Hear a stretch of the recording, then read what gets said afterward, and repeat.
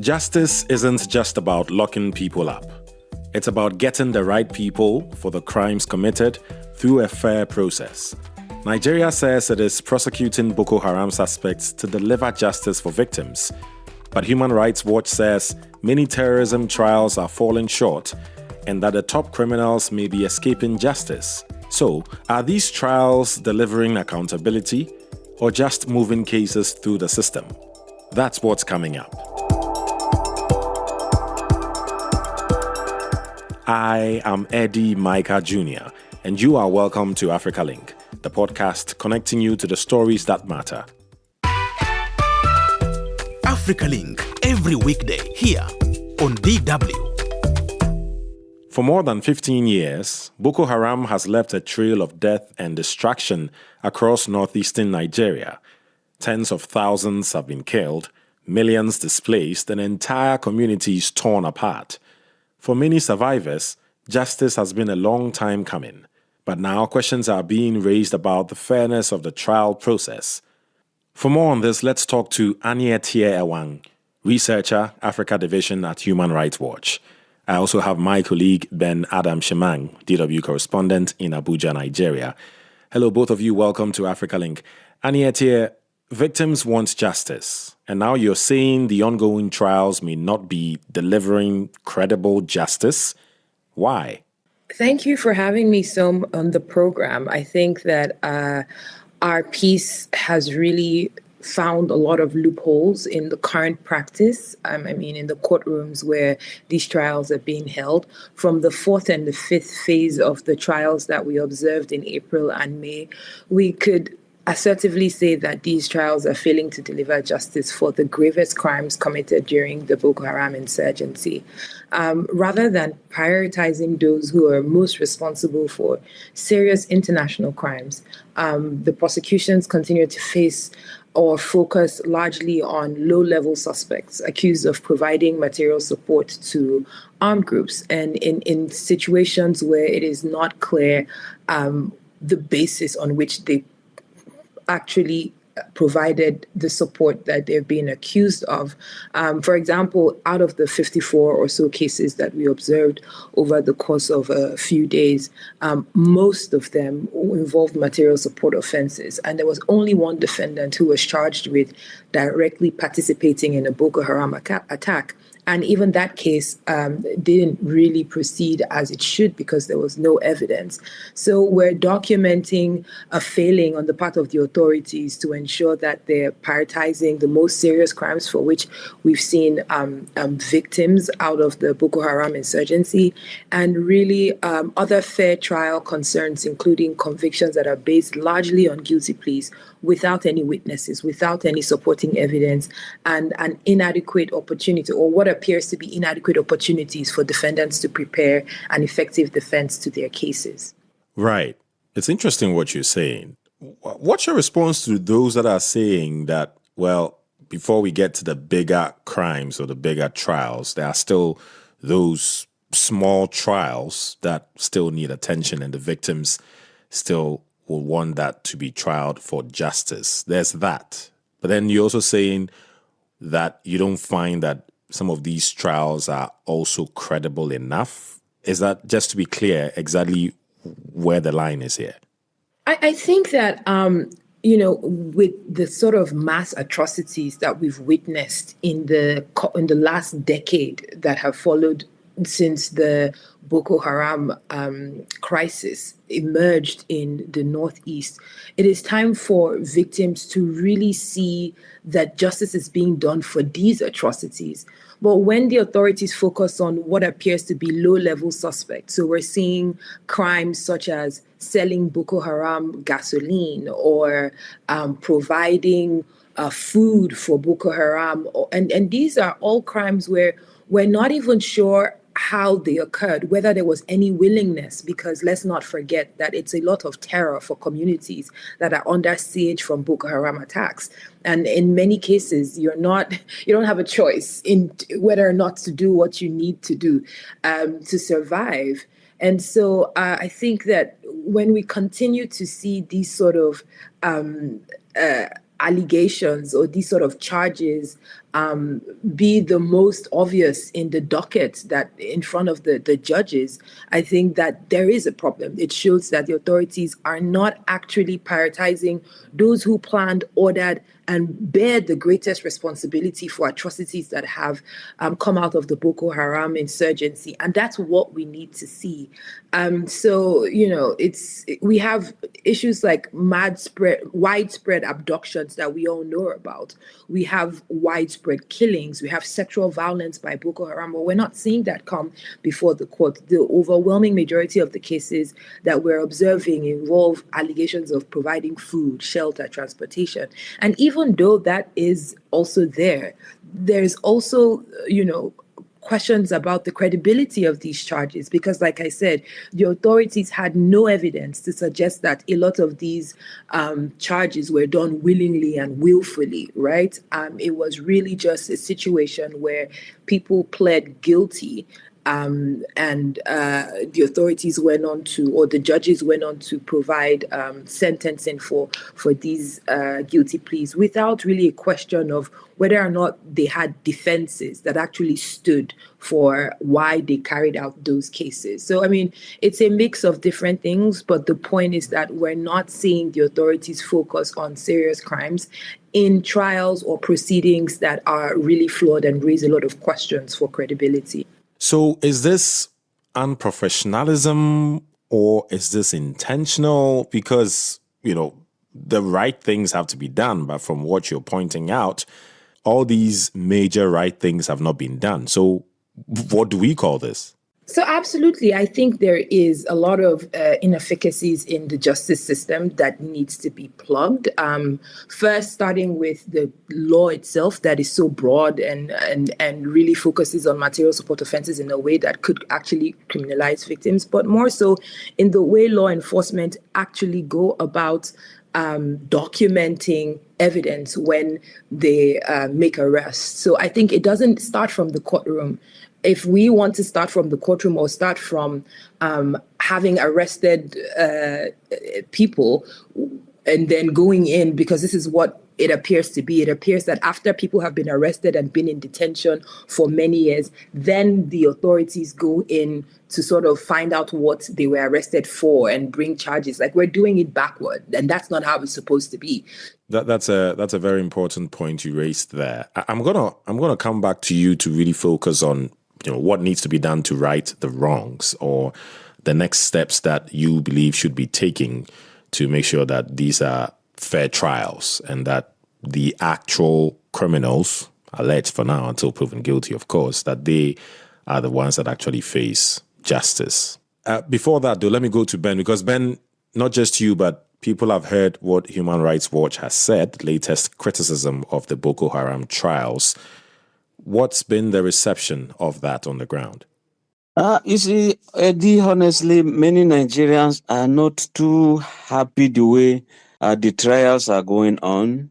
Number one, some will feel that they ought to have been allowed to see who these perpetrators are, make it a bit public, but it's rather being shielded. Even witnesses are again shielded from a public glare, Apart from that, the sentences that are coming on board, they are a bit lenient.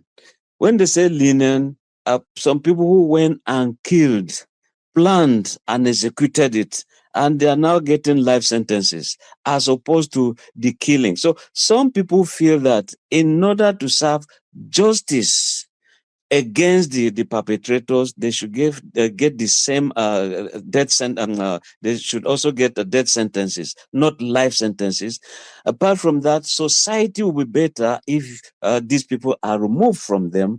So society needs justice. So not to talk of the victims that are always now. In fact, there are some cases where perpetrators have been set free.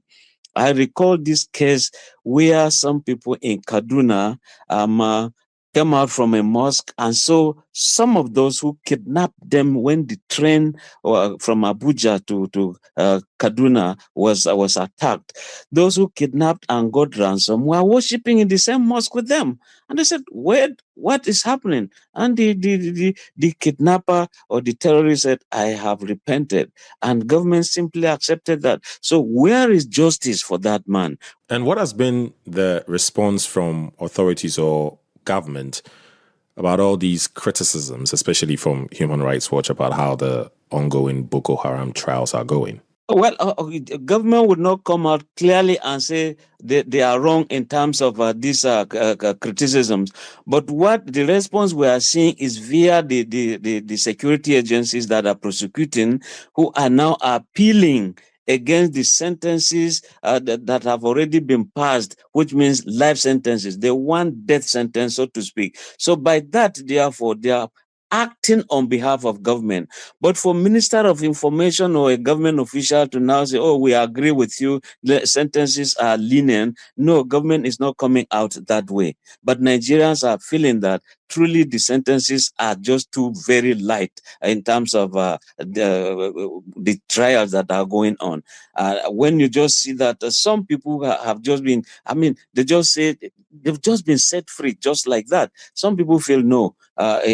In other words, even the judges will face some crisis in the end, because when these people end their life sentences or those set free, of course they go against those judges. Even as we are talking now, a chief judge in Zamfara in Kebbi State has been kidnapped, and this we cannot trace. It's very hard to not to say that he's not been targeted because of trials that are going on by judges. Right. Thanks, Ben, for that. Aniet here, in such situations, what kind of response would you expect from the government? So the government actually responded to us because we had written requesting information and answers to key questions and concerns that emerged from our research into the trials. And two things I think stood out for me.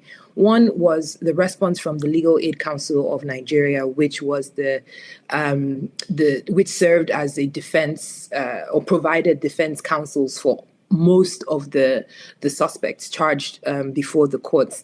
And they said that they agreed with us to an extent that some of the charges, especially for material support offenses, were above and beyond what they should be for people in such circumstances. And they had gone on to appeal some of those cases where they felt the sentencing that was giving it's usually around 20 years for material support offenses, and that where they disagreed, they had gone on to appeal the case. And the Ministry of Justice, the Department of Public Prosecution, who usually handles the prosecutions of these cases, also responded to our concerns. First, saying that they're committed to improving the way these trials are being carried out, and they actually said they're welcoming some of our recommendations.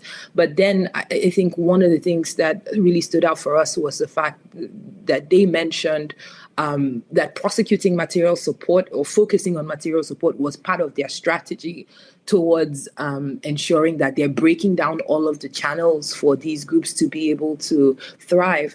And while I completely understand that, I think we should really place our minds as to the role that evidence has to play in these prosecutions and ensuring that we're actually punishing the right people, because the worst thing that could happen is victimizing people, twice over. First by Boko Haram, who must have held siege over their communities, forced them to carry out activities against their will, and then being arrested and kept in detention for many years and being prosecuted and sentenced to another 10 or 20 years afterwards for material support offenses. So I think that we need to really understand that while we're dealing with one issue, we need to make sure that we're not victimizing others twice over and really causing more against the authorities. Right. Thank you very much, Aniet. And Ben, it's easy to talk about a trial process going on and what needs to be done to make it better. At the end of the day, the victims are going through this over and over again. They're reliving the pain and the trauma. How is the government dealing with the victims? What kind of support system is there? Community level, national level? What's going on there? Well, in most cases, it starts with when a community is attacked. The people go in disarray. At the point there is what is called the internally displaced person camps, IDP camps. So the people go there where there are some little suko being, I would say, suko, which is little, because they've been displaced. They have no shelter. Their houses have been burned. So government will take them there, begin to give them health facilities, some little education, some food, and all that stuff. Outside that, then they begin to arrest those who are perceived or seen to be perpetrators, those who are also aligning with them. And then there is also the educational awareness. Like there was a time I went to Maiduguri, you could see some enlightenment. They say, look, when someone comes to a medicine store and he's buying everything, you just suspect. If I have headache, I'll go take Panadol. But why do I buy virtually everything in that store? If you go to a provision store and there's a vehicle, someone is in a rush to carry all those things. So they just see that these are people who are either supplying to agents of Boko Haram or terrorists. Then as to issues of motorcycles, that are being used here and there, you just see that when people are being kidnapped, there's always the demand that motorcycles must be given onto them. Then again, the issue of fuel supply. How do they sustain themselves in the bushes? No filling stations, nothing. So at the point, they said some of these civilians are also collaborating, and that's why government tries to block some of the supply routes or chains. And at the point they were, they remain at loggerheads with some NGOs because they believe they are having some sympathies for terrorists. But again, people will say, catch them, sieve out who is a terrorist and who is innocent, then give them trial that is supposed to be ideal. And that is what Madam Anita is also talking about. Human rights people are talking about. Right. I mean, a lot of allegations with who's involved and who's not. So we'll definitely not get into the legalities of things. But Aniatia, to sort of really wrap this up, let's talk about some of the key concrete steps that the Nigerian government should take to ensure that terrorism trials are both fair and effective, and indeed justice is received by the victims. So I think, like you said, accountability is so important, and without accountability, there is a gap that remains, and victims continue to wait for meaningful justice.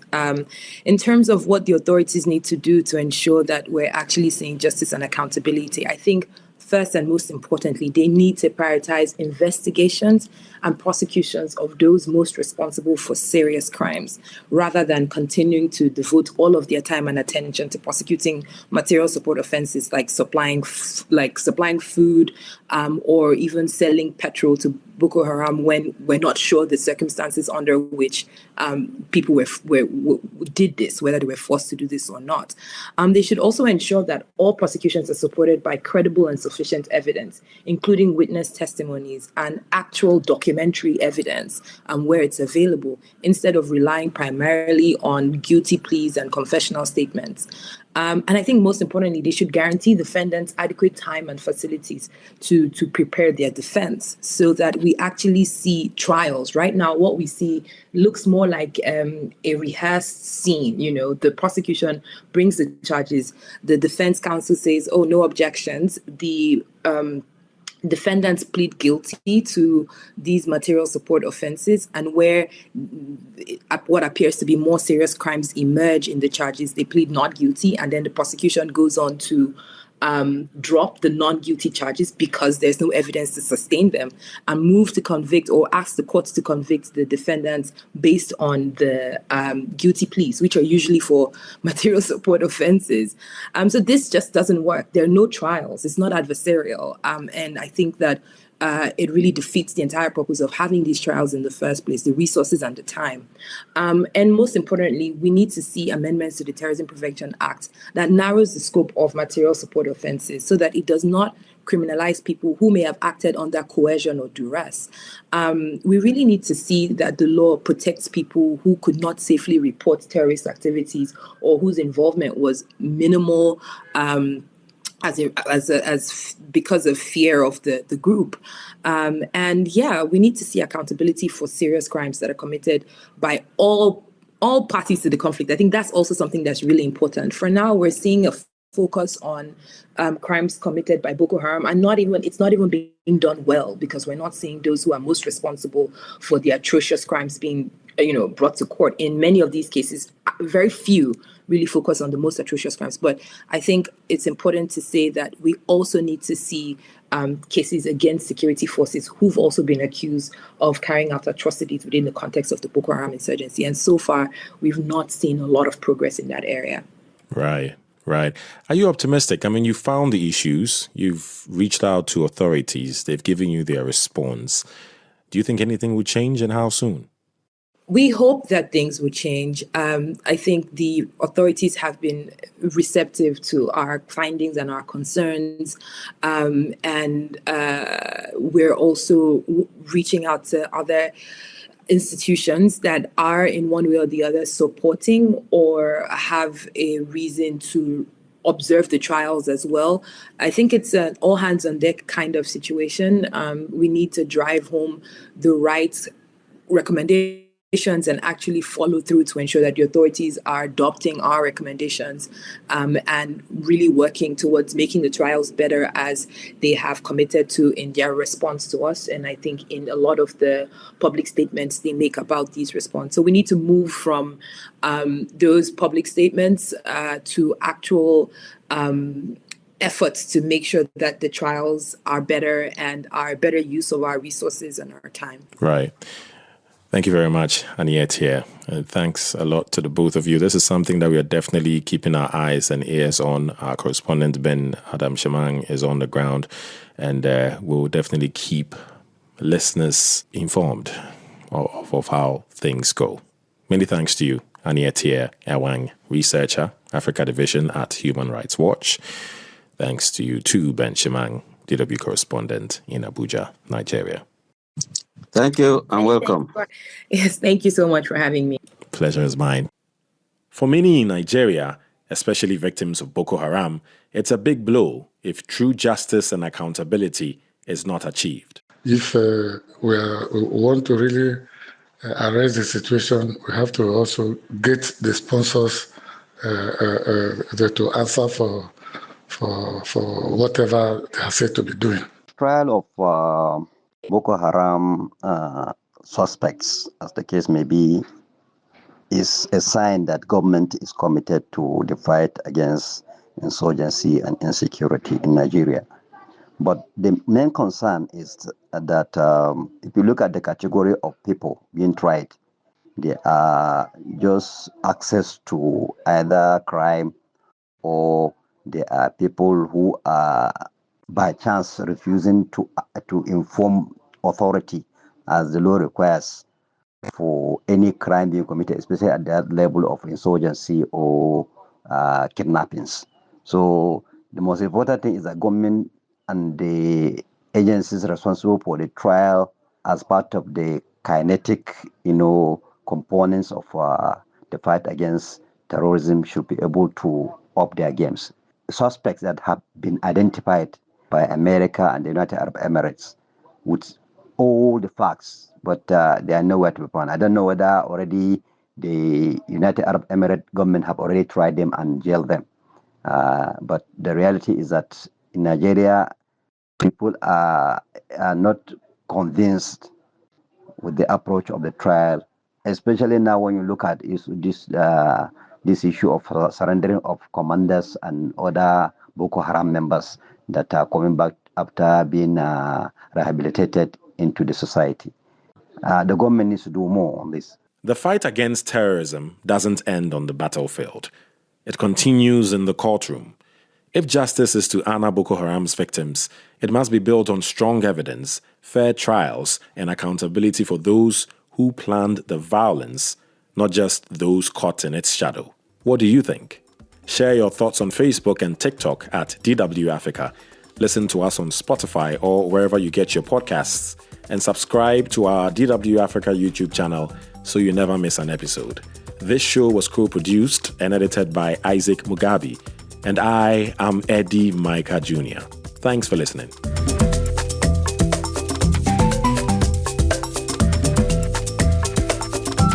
DW. Made for minds.